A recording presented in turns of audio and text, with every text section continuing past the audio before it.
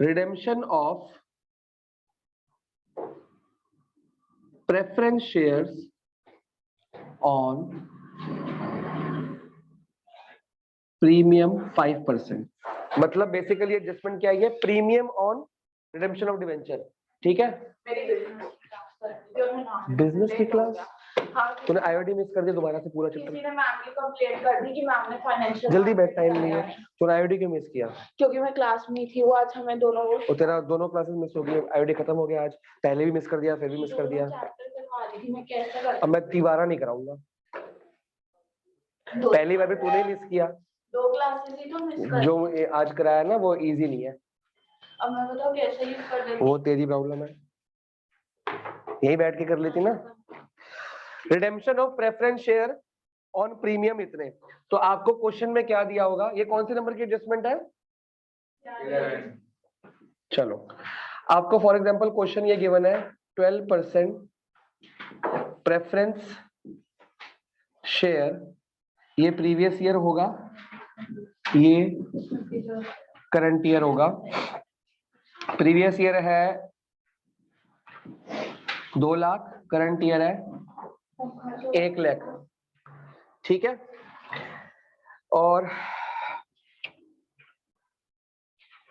इसमें एडजस्टमेंट्स आएंगी नीचे। पहली एडजस्टमेंट दे रखी है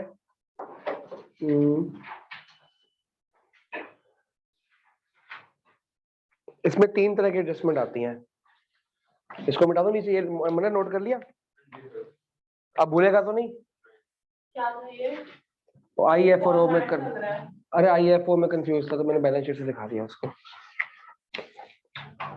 IFO इन्वेस्टमेंट फाइनेंशियल ऑपरेटिंग। अब इसमें 3 एडजस्टमेंट, क्या छोड़ो इसको, छोड़ो क्या बेटा, इसकी 3 बातें होंगी। मैंने आपको पहले भी बताया था कि जब इंटरेस्ट ऑन डिवेंचर था तो हम इंटरेस्ट के ट्रीटमेंट कैसे करेंगे, वो अलग चीज हो गया।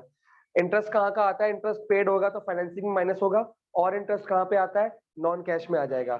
ठीक है ना, वो तो, लेकिन क्या जो डिवेंचर प्लस या माइनस हो रहा है, डिवेंचर इशू या रिडेम्पशन, उसका केस तो अलग बनेगा ना। इशू ऑफ डिवेंचर फाइनेंसिंग में add, redemption of debenture financing में माइनस। मतलब इंटरेस्ट का एडजस्टमेंट अलग होती है, डिवेंचर प्लस माइनस का काम अलग होता है। जैसे डेप्ट का मतलब अलग है, लेकिन एसेट्स प्लस माइनस परचेज से अलग होता है। तो यहाँ पे जो पहला ट्रीटमेंट लिख रहा हूँ, करना क्या है, एडजस्टमेंट नहीं लिख रहा। अब ट्रीटमेंट क्या होगा कैश फ्लो के अंदर? सबसे पहली चीज क्या करनी है, पहले आपको इंटरेस्ट से मतलब ही नहीं है। यहाँ पे 3 बातें हो रही है, पता है 3 बातें क्या है? एक तो हो रहा है कि प्रेफरेंस शेयर बढ़ रहा है, सॉरी कम हो रहा है, एक तो ये ट्रीटमेंट हो रहा है, ये अलग से करना है। सेकंड, इंटरेस्ट की बात भी हो रही है, ये छुपी एडजस्टमेंट होती है, कोई बोलता नहीं है। परसेंटेज प्रेफरेंस शेयर पे, परसेंटेज इक्विटी शेयर पे, परसेंटेज डिवेंचर पे, परसेंटेज बैंक ओवरड्राफ्ट पे, परसेंटेज लोन पे, सब एक साइलेंट एडजस्टमेंट है, वो करनी ही करनी है। क्लियर है? तो एक तो ये हुआ नंबर 1। नंबर 2 कौन सा हुआ? ये। नंबर 3 ये प्रीमियम। जब प्रीमियम और रिडेम्पशन है तो क्वेश्चन में रिडेम्पशन हो ही होगी, इशू नहीं हो रहा होगा। बात क्लियर है? अब इसमें चेक करो, डिवेंचर बढ़ रहे हैं कम हो रहे हैं? कम हो रहे हैं। रिडेम्पशन उस पर प्रीमियम देना है हमने।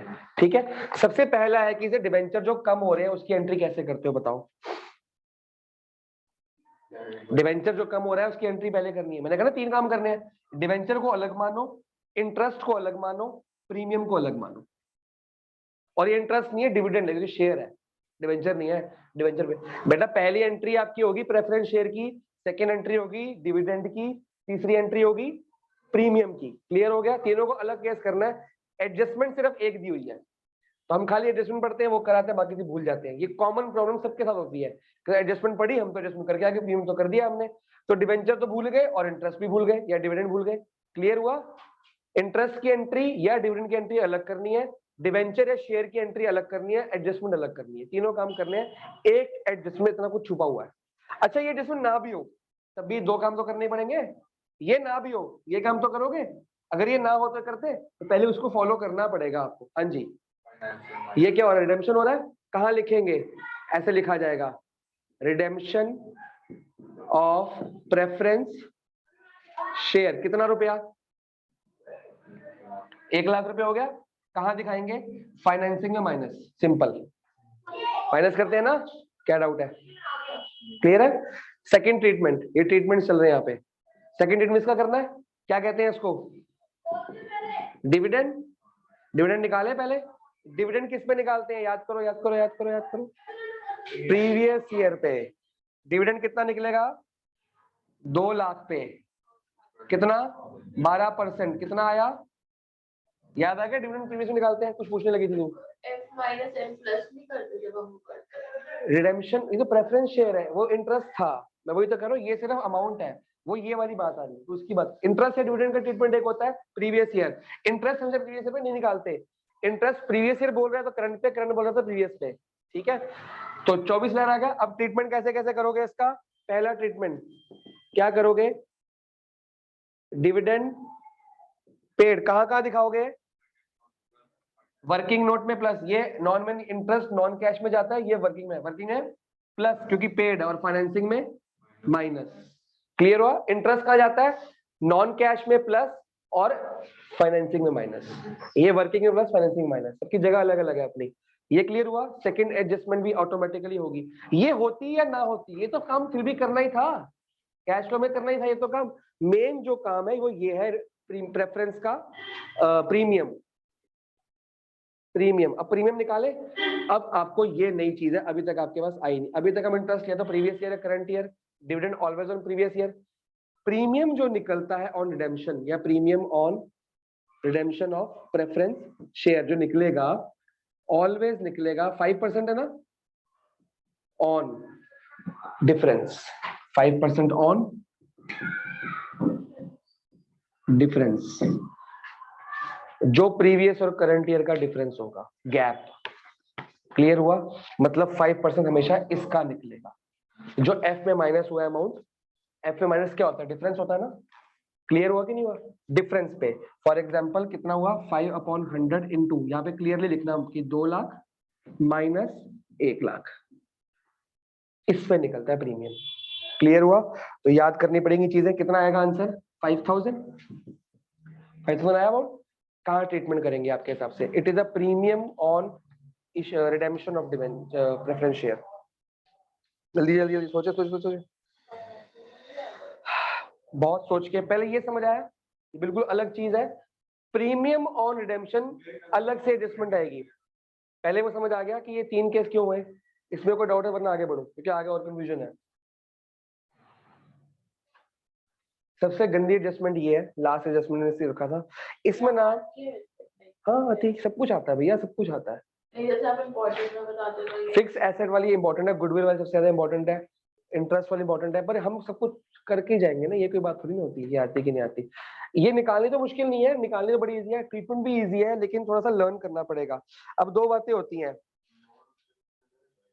1 मिनट रुको। हाँ, इसके 2 ट्रीटमेंट्स होते हैं। पहला ट्रीटमेंट नंबर 1 है, if no date is given, कोई डेट मेंशन नहीं है, ठीक है, वो क्वेश्चन में गिवन होगी कि कब रिडीम कर रहे हैं। अगर डेट मेंशन नहीं है तो क्या करना है, और अगर क्वेश्चन कह रहा है एंड ऑफ प्रीवियस ईयर तो क्या करना है।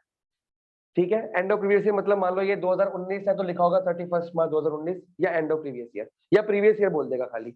तो अगर कोई प्रीवियस ईयर मेंशन है, कोई डेट मेंशन है तो ये क्या करना है, और कोई डेट मेंशन नहीं है तो क्या करना है। ठीक है, अगर डेट मेंशन नहीं है या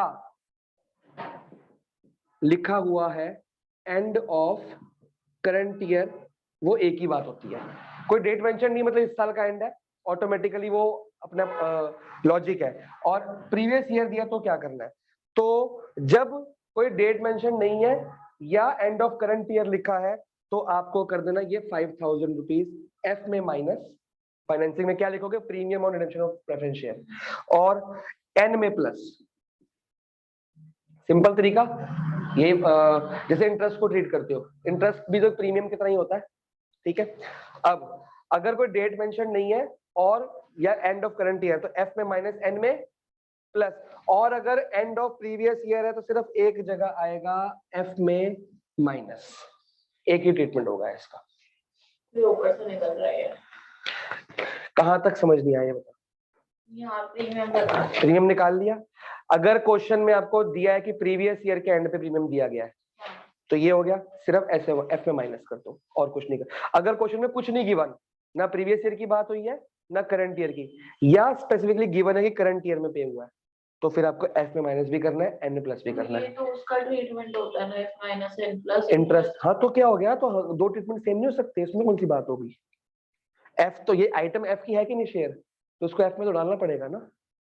अगर आपका प्रीवियस ईयर के एंड में पे हो गया है तो इसकी एंट्री कहाँ होगी, सोचो, प्रीवियस ईयर में हो चुकी होगी, हम यहाँ पे इसलिए नहीं कर रहे नॉन कैश में। लेकिन करंट ईयर में अगर प्रीमियम पे हुआ है या कुछ नहीं लिखा तो करंट ईयर में पे हुआ है, और इसको पे करने से प्रॉफिट बढ़ता है कम होता है, कम होता है, तो नॉन कैश में बढ़ा दिया ठीक करने के लिए, और फाइनेंसिंग में खर्चा दिखाना पड़ेगा। अगर कुछ नहीं मेंशन तो double treatment, current year mention तो भी double treatment, previous year mention तो प्रीवियस ईयर में एन में हो चुका होगा, हम सिर्फ फाइनेंसिंग माइनस करेंगे। क्लियर हुआ, क्योंकि प्रीवियस ईयर की प्रॉफिट एंड लॉस में माइनस हो चुका होगा, हम इस साल सिर्फ फाइनेंसिंग में दिखाएंगे। क्लियर हुआ, ये लास्ट एडजस्टमेंट नोट करिए, हम फिर फुल फ्लैश नहीं, छोटे छोटे क्वेश्चन स्टार्ट करते हैं। कितनी छोटे छोटे। क्वेश्चन नंबर 21, हेडिंग डाल देना पर्टिकुलर, हेडिंग क्या डालोगे, अरे कैश फ्लो स्टेटमेंट, और यहाँ क्या लिखेगा, पर्टिकुलर अमाउंट। हाँ जी, हरनेक हरनेक लाइटें जला के वहां भाग जाता है। सबसे पहले वर्किंग नोट बनना है, एज ये छोटा क्वेश्चन है वर्किंग नोट नहीं बना लूंगा इसके अंदर ही, ठीक है। क्या लिखूंगा मैं, net profit before interest and tax and extraordinary, statement of PL नहीं था, हाँ एज पर स्टेटमेंट, कुछ गिरा आपने तो बताया था ऐसे लिखते हैं, एज पर स्टेटमेंट मैंने कहा cash flow statement as on ये, अच्छा ओके सॉरी, ठीक है। अब इस क्वेश्चन में पर्टिकुलर क्या हेडिंग डालोगे आप, cash flow from operating activity, क्यों, हम सिर्फ ऑपरेटिंग तक बनाने वाले हैं, तो यहाँ पे हेडिंग करेंगे cash flow from operating activity, net profit before tax and extra ordinary items. तो कैसे निकालते हैं, इसकी हेडिंग होगी, अंडरलाइन करेंगे इसको। सबसे पहले क्या निकालेंगे, सरप्लस, ब्रैकेट में निकालो, क्लोजिंग माइनस ओपनिंग कर लो, चाहे मेरे को पता है आप ओरली कर सकते हो, आपको शो करना जी। ये आउटर कॉलम में डालो, इनर कॉलम में, जहां मर्जी डाल दो, आउटर में डालो, थैंक यू। आगे सबसे पहले अब जगह छोड़नी है अकॉर्डिंगली, और एडजस्टमेंट्स पहले शुरू करते हैं, ठीक है। पहली एडजस्टमेंट क्या है, एसेट्स। देखो मैं पता क्या करता हूँ ज्यादातर, हमेशा ना मैं इसके नीचे जगह छोड़ दूंगा, ये डब्ल्यू चल रहा है, देखो डब्ल्यू चल रहा है, ठीक है, इसकी जगह छोड़ दूंगा। फिर इसके बाद क्या आता है, एन आता है, तो इसका कोई आंसर निकलेगा उसको छोड़ देंगे। फिर यहाँ लिखा जाएगा adjustments for non cash and non operating activities, ठीक है, या आइटम्स भी कर सकते हो, ठीक है। ये इसमें क्या होगा, कुछ माइनस होगा कुछ लेस होगा, वो उसके लिए जगह छोड़ देंगे थोड़ी सी, मेरे को नहीं पता ना कितनी जगह छोड़नी है, आइडिया से छोड़ दूंगा। इसके बाद जो इसका आंसर आता है, क्या आता है, इसका एक आंसर आता है ऑपरेटिंग प्रॉफिट नहीं, ऑपरेटिंग प्रॉफिट, इसका आंसर क्या आएगा, operating profit before working capital changes, before working capital changes. यहाँ पे तुम क्या करते हो, करंट एसेट करंट लायबिलिटी वाला काम करते हो। फिर इसका जो आंसर आता है क्या होता है, वो कैश जनरेटेड फ्रॉम ऑपरेशंस, उसमें टैक्स लेस करते हो, तो वो जगह छोड़ दी मैंने। अब मेरे को ये लिखने का फायदा क्या होगा, हेडिंग, ये 3 हेडिंग लिखने का बहुत फायदा होता है, क्या, जो आइटम अब जैसे जैसे पढ़ता रहूंगा वैसे डालता रहूंगा एंट्री, पहले पढ़ूंगा फिर मिटाऊंगा, या फिर यहाँ पे लिखना पड़ेगा ओ है, ये आई है, क्या है, ठीक है। सबसे पहले मैं एडजस्टमेंट पढ़ने वाला हूँ, बाकी क्वेश्चन तो हमने ऐसे करे थे, हुआ है क्योंकि अभी पूरा फॉर्मेट अब फुल फ्लैश करने की तैयारी करने लग पड़े हैं ना, दो बार क्वेश्चन पढ़ने से फायदा क्या है, क्योंकि अब क्वेश्चन पढ़ने में वही सोचने बैठ जाएंगे। अब क्या है, जब पढ़ेंगे साथ ही में एंट्री कर देंगे, ठीक है। सबसे पहले क्या पढ़ेंगे, एडजस्टमेंट्स, ठीक है। जब फॉर्मेट बना होगा एडजस्टमेंट पहले पढ़नी है, सिर्फ रेजोल्यूशन में कहा था बैलेंस शीट पहले पढ़नी है, ये टेप नहीं होती है, बाकी रिटायरमेंट में डेथ में सब जगह एडजस्टमेंट पहले पढ़नी है। एसेट्स कॉस्टिंग इतने, having book value 28,000 was sold for 36,000, तुमने जो बोला था हमारे में अलग है। हमारे में टैक्स टैक्स प्रोवाइडेड प्रोवाइडेड तुमने कहा था 21 आधा किया हमने। अर्थुर लिमिटेड कह रहे हैं। कहाँ है अर्थुर लिमिटेड? मेरा 22 है। हमारा नहीं, अर्थुर लिमिटेड मैं जो करा रहा हूँ वो। सही हो रहा था सर की बात। तो ये वाला क्वेश्चन भी तो कहीं होगा। ऐसे मैंने बना दिया फॉर्मेट सारा, इतना सारा। आपने कहाँ तक किए हैं भैया? अर्थुर हमारा मैच नहीं होता है ना, वो आधा करके छोड़ा था। अच्छा 21 आपका अलग है, मेरा अलग है। अरे यार मेरी रिकॉर्डिंग खराब हो गई सारी। क्वेश्चन का हाँ, आपकी एडजस्टमेंट है एक एसेट कॉस्टिंग। एसेट की कॉस्ट कितनी है? 40,000। ठीक है, कॉस्ट कहाँ लिखते हैं? कॉस्ट के नीचे क्या आता है? Minus partly depreciation. बताया था, माइनस पार्टली लिखना शुरू कर दो। अपना फोटो भेज। अरे मैं आपको ये फॉर्मेट पूछ रहा हूँ, फॉर्मेट कहाँ समझना है? फॉर्मेट फोटो में क्या है? मैं क्वेश्चन का बोल रहा तो क्वेश्चन में मैं बताऊंगा ना, एंट्री मैं बता रहा हूँ। मैं ये बोल रहा हूँ कॉस्ट है 40, इसके फॉर्मेट तो बता दो। Minus minus cell.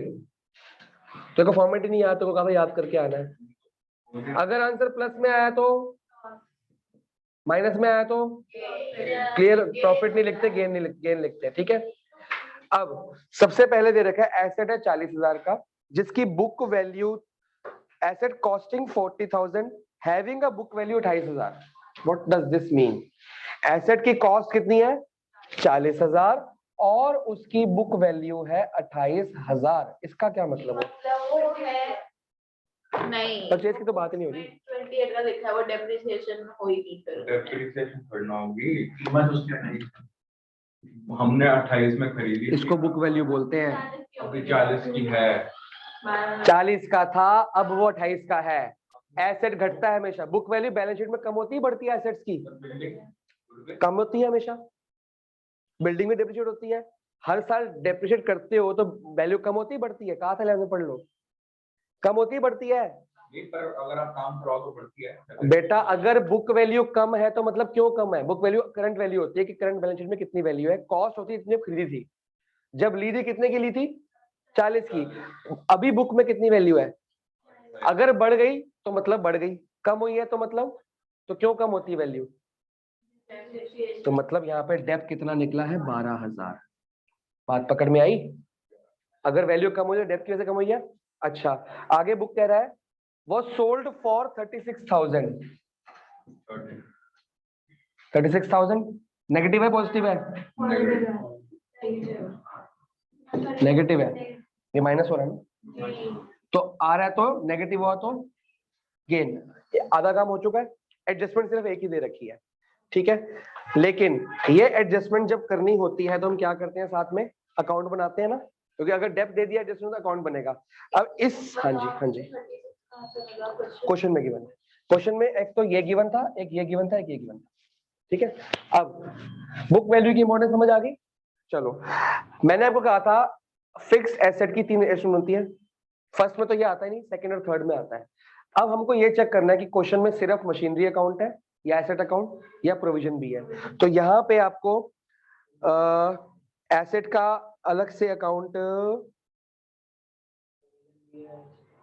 तेरे पास है क्वेश्चन? नहीं वाला? हाँ तेरे पास तो है। प्रोविजन फॉर डेप्रिसिएशन अकाउंट तो है, पर एसेट्स का अकाउंट यहाँ पे नहीं है। एसेट्स का बैलेंस ही नहीं दिया हुआ। तो मतलब एसेट कितने का था? एक ही एसेट था मेरे पास, और जो ऑलरेडी क्या हो चुका है? बिक चुका है, तो उसी की प्रोविजन होगी। तो मतलब दोनों अकाउंट बनने हैं। शुरू करें? एसेट अकाउंट बनाते हैं। हो सकता है ये क्वेश्चन इसलिए काट दिया हूँ। तो क्या हो गया? अब ये तो ये है ना, अभी बनेगा देख। सबसे पहले क्या बनेगा? फिक्स्ड एसेट अकाउंट, और नीचे क्या बनेगा? Provision for depreciation account. ठीक है, हमको हमेशा बीडीसीडी पता होता है इसका। बीडी कितना दिया हुआ है मैं बता देता हूँ। बीडी आपको दिया हुआ है ओपनिंग बैलेंस 20,000 और क्लोजिंग बैलेंस दिया हुआ है आपको 30,000।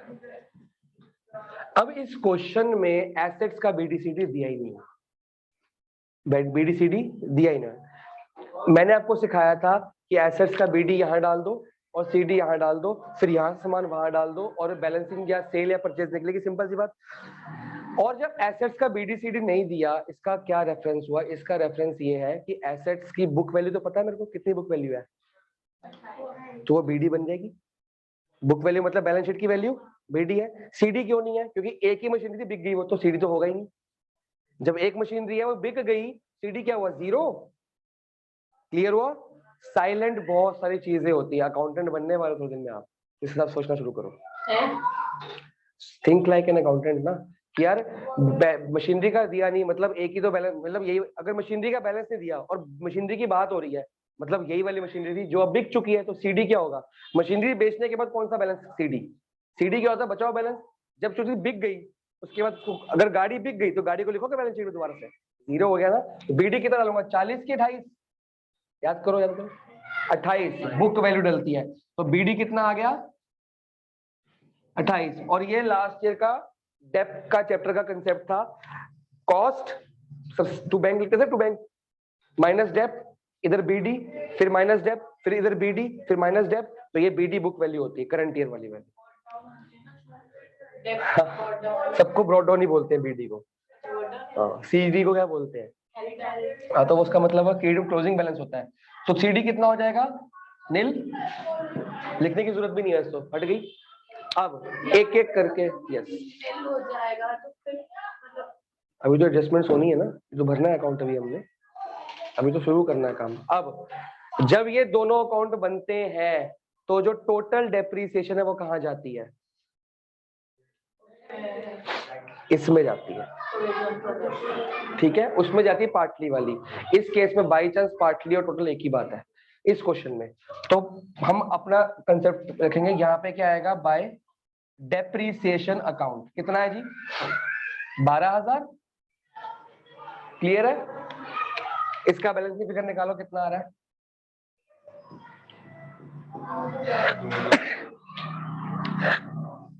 2,000 आ रहा है कि नहीं आ रहा? क्या लिखते हैं इसको? To fixed asset account. यहां तक कोई डाउट? ये जाता है नॉन कैश में प्लस, बताया था हमेशा ये फोटो। ये कहा जाएगा? By provision for depreciation account. कितना? 2,000। ये वाला वहां आ जाएगा। क्लियर हो गया यहां तक? क्लियर। अब हम सेल की वैल्यू लिखेंगे। सेल कितने की हुई? 3 बातें लिखनी होती है, डेप्थ, सेल और प्रॉफिट लॉस। डेप्थ, सेल और पीएनएल। तो सेल की वैल्यू लिख दो। बाई क्या लिखेंगे? बाई, चलो बाई बैंक, एक ही बात नहीं है ना, बाई बैंक अकाउंट सेल। बेटा ये मार्क्स है इसके, इसी के मार्क्स है मेन, इसके तो कम है, इसके ज्यादा है। वर्किंग नोट के मार्क्स नहीं होंगे यहाँ, तो सिर्फ आपको 1 मार्क्स मिलेगा एंट्री करने के, मेन तो यहाँ 2 मार्क्स मिलने हैं। 2 अकाउंट बनाने के 2 मार्क्स है फ्री फंड के, नहीं। बाई बैंक सेल, कितने की सेल हुई है? और ये फॉर्मेट याद करने को बोला गया था, नहीं किया तो आज करना, करते करते हो जाएगा। पिछले क्लास में यही तो कराया, तुम याद करके नहीं आए और आप लेट जो आए हो, आधा घंटा मैंने वही रिवाइज कराया पहले, पिछली क्लास वाला। आपकी गलती नहीं है, मैं आपको बता रहा हूँ। वैसे कौन सा टाइम पे आते हो आप? जब क्लास नहीं भी होती। ओह, एक दिन आई थी, सिर्फ एक दिन टाइम पे आई थी। आप सिर्फ एक दिन टाइम पे आई थी, एक दिन टाइम पे आई थी। नहीं, 1 हफ्ता टाइम पे आई थी। चलो ठीक है, झूठ। 5 दिन लगाओ। 1 हफ्ते में 5 दिन नहीं आते। सेल की वैल्यू डाल दी मैंने, आपको बोला ट्रिपलेट्स जाते हैं। क्या याद करो? ट्रिपलेट्स क्या है? डेप्रिसिएशन, सेल और पीएनएल। डेप्रिसिएशन, सेल और पीएनएल। डेप आ चुकी है, सेल आ चुका है, अब पीएनएल डालो। ये कितना है? गेन।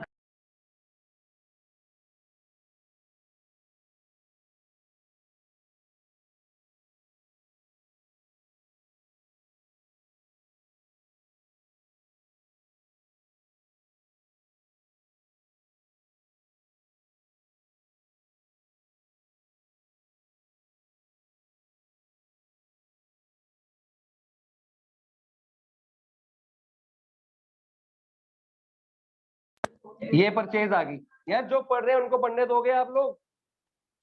टू क्या लिखेंगे? बैंक। जो आप जितना बोलोगे आपको उतना समझ जल्दी आ जाएगा और फिर बाद में दिक्कत नहीं आएगी, वरना आप ये चैप्टर इतना टफ चैप्टर हो जाएगा आपके लिए कि आप सोचते रहोगे क्या करें, और आप लोग कर रहे हो चैप्टर को, जो आपने मैथ्स में इंटीग्रेशन के साथ किया ना उससे भी कर रहे हो आप लोग। इतनी इंपॉर्टेंट में तुम्हारी बातें इतनी इंपॉर्टेंट क्यों है मेरे को समझ नहीं आ रही। 3 बातें बोला, डेप जाएगी, पीएनएल जाएगा, सेल जाएगा। डेप चलेगी, सेल चलेगी, पीएनएल में क्या गेन है तो गेन चला गया, बैलेंस शीट फिगर क्या निकली 2000। अब यहां से सामान उठाना जो कैश फ्लो में जाना है, एक तो ये जाएगा एन में, फिर क्या जाता है ये कहां जाएगा इन्वेस्टिंग में प्लस, भाई सेल ऑफ मशीनरी इन्वेस्टिंग है ना, प्रॉफिट। फिर ये कहां जाएगा एन में माइनस, ये कहां जाएगा, मैंने कहा था हमेशा 2 एन 2 आई निकलेंगे ज्यादातर। क्लियर हो गया। ये आपका छोटी सी लाइन लिखेगी मशीनरी बेची है उसकी इतनी बड़ी एडजस्टमेंट होगी, 2 मार्क्स इसके हैं फ्री फंड के। हमको भी 2036 का एंट्री, अब पहले अभी मैं पूरा क्वेश्चन कौन सा 2 और 36 का एंट्री करनी, ऑपरेटिंग को बनाना है। वो अलग बात है, मैं तो पूरा सिखाऊंगा ना।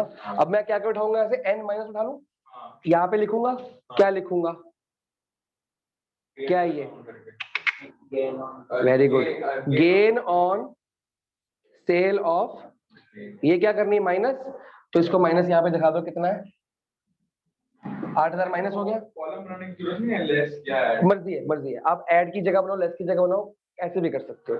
ठीक है, आगे आई की जरूरत नहीं क्योंकि आई का हम इन्वेस्टिंग एक्टिविटी नहीं बना रहे, अगर होता तो इसको क्या लिखते, सेल ऑफ मशीनरी इतना, परचेज ऑफ मशीनरी इतना, इसको ब्रैकेट में यहाँ पे लिखना पड़ेगा परचेज। ठीक है, अब और कोई आइटम है, एन प्लस आ गया, एन प्लस में क्या करना है, डेप्रिसिएशन ऑन मशीनरी नहीं है, ये एसेट है, अगर मशीनरी होगा तो मशीनरी लिखना है, कितना है डेप्रिसिएशन,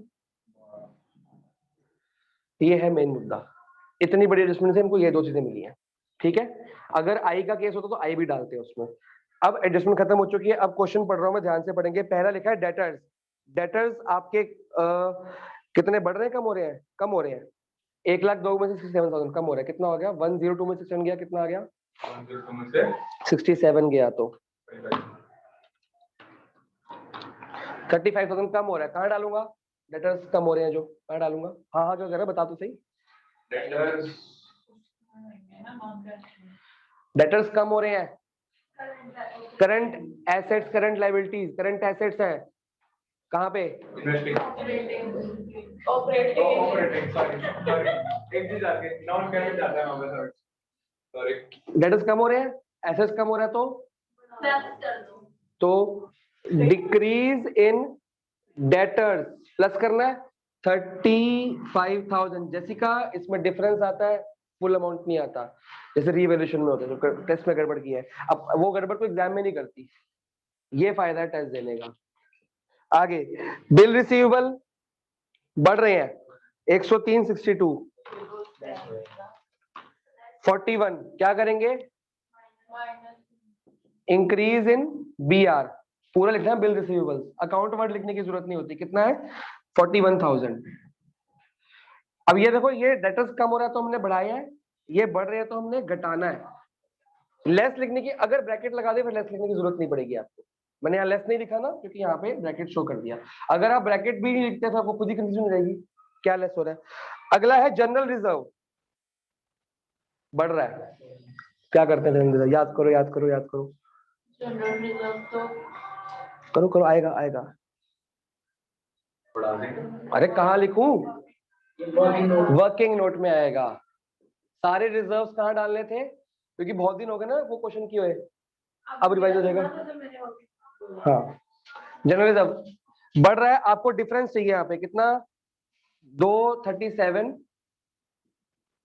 माइनस 2,02,000, कितना आ गया डिफरेंस भाई, 7 में 2 गया 5, 35,000, तो ये आउटर कॉलम में चाहो तो आउटर कॉलम में भी लिख सकते हो आप। ठीक है, आगे बताओ, प्रोविजन और डेप्रिसिएशन हम ले चुके हैं, दोबारा नहीं लेना। Outstanding expenses, what are outstanding expenses, जो हमने पे करने करंट नहीं है, लायबिलिटी, करंट लायबिलिटी की non current liability, current liability की जगह ये रही, ये रहा W, ये रहा N, ये रहा O, ठीक है, O में आएगा। हाँ जी, करंट लायबिलिटी आपके कम हो रहे हैं 18,000 से, तो क्या लिखेंगे, decrease in outstanding expenses, liability कम हो रही है तो बढ़ा दिए। सर लायबिलिटी कम हो रही है तो घटा, एसेट में उल्टा। हाँ, लायबिलिटी कम हो रही है तो घटानी है। यहाँ पे डिक्रीज तो यहाँ पे डिक्रीज हो गया। क्लियर हो गया। आगे लास्ट है गुडविल। गुडविल की एडजस्टमेंट क्या होती है, फटाफट से बताओ। गुडविल बढ़ रही है तो क्या करना है, गुडविल घट रही है तो क्या करना है। पहले गुडविल एंट्री कहाँ की है, it is a fixed asset, tangible sorry non tangible. Goodwill घट रही है तो नॉन कैश में plus amortisation of goodwill. Goodwill बढ़ रही है इन्वेस्टिंग में plus sorry minus purchase of goodwill. Goodwill बढ़ रही है, एसेट बढ़ता तो घटाते हो, इन्वेस्टिंग में माइनस परचेज ऑफ गुडविल, और गुडविल घट रही है तो नॉन कैश में प्लस, एक ही जगह पे आएगी। अब इसमें हमको चेक करना है, प्रीवियस ईयर की है 80,000, करंट ईयर की है 70,000, तो घट रही है तो नॉन कैश में प्लस क्या लिखेंगे,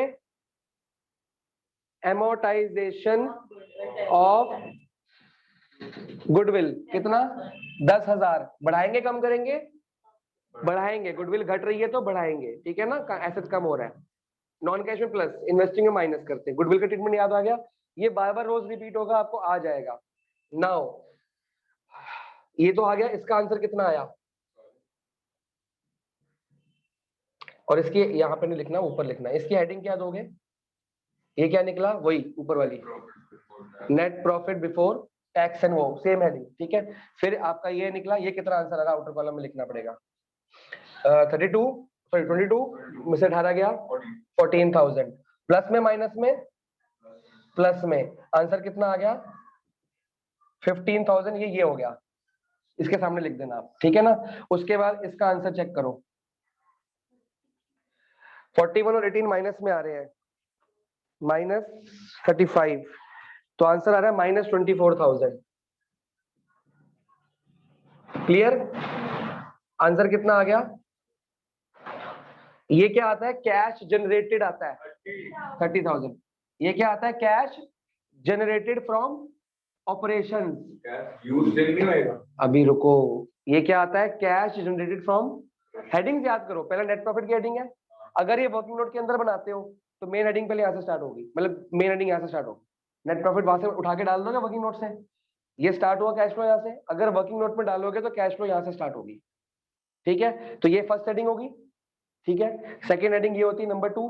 नंबर 3 हेडिंग होती है operating profit before working capital. Number 4 होती है कैश जनरेटेड फ्रॉम ऑपरेशंस, उसमें लेस टैक्स करते हैं, net of refund, less tax करते हैं। फिर जो आंसर आता है वो, अब इसमें टैक्स क्वेश्चन में नहीं दिया तो जनरेटेड हेडिंग डालने की जरूरत है ही नहीं, डायरेक्टली कैश। आंसर चेक करिए पीछे क्या है, मेरे को लग रहा है गलत है,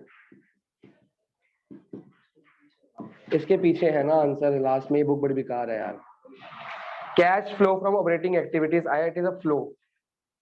अभी तो आपने बोला था टैक्स जनरेटेड, तो लेस टैक्स नहीं है ना, टैक्स नहीं है क्वेश्चन में, तो जनरेटेड ही वो बन जाएगा। चल तू नोट कर, मैं चेक कर लेता हूँ।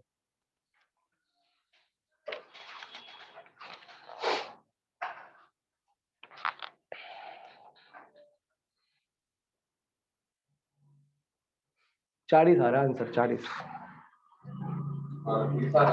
हमारा 30 आ रहा है। चलो आप लोग नोट करो, मैं देखता हूँ कोई गलती ना हुई हो कैलकुलेशन। अरे तुम नोट करो, बुक में वैसे क्वेश्चन नहीं है, तुम्हारा वैसे क्वेश्चन नहीं है, मैं चेक कर लेता हूँ दोबारा एक बार।